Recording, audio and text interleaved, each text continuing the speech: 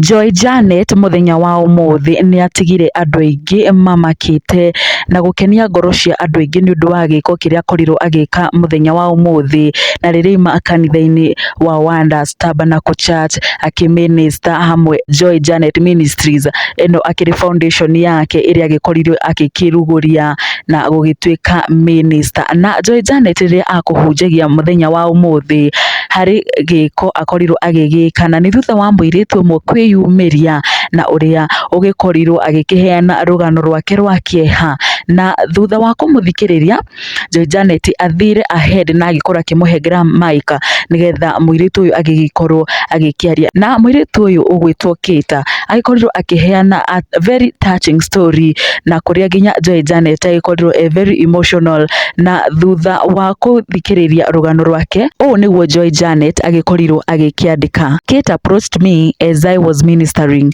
She became overwhelmed and began shedding tears. I got carried by her emotions and opted to give her the mic. She gave a touching story and emotional. I promised to support her foundation in music with a little. If she does it consistently, smartly and put God at the forefront, rest be assured she will receive blessings abundantly.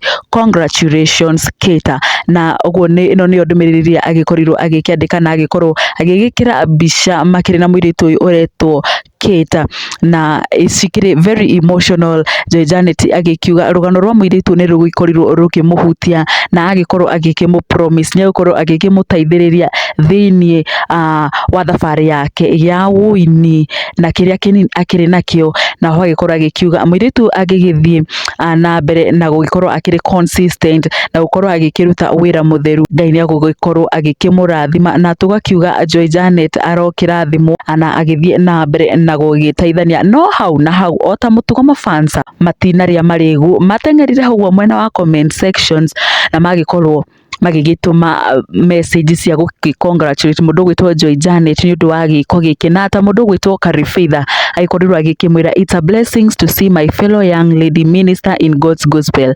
May our God continue blessing you. Caesar Margaret Ndung'u agikorwo agikimwira God bless you so much Joy so that you can also be a blessings to others. Felista wa Matu agikorwo agikimwira thank you for giving her a shoulder to lean on. May God bless you. Grace Waithira agikorwo akimwira amen, keep doing the smart job. Peter Gathuna agikorwo agikimwira God bless you so much Janet.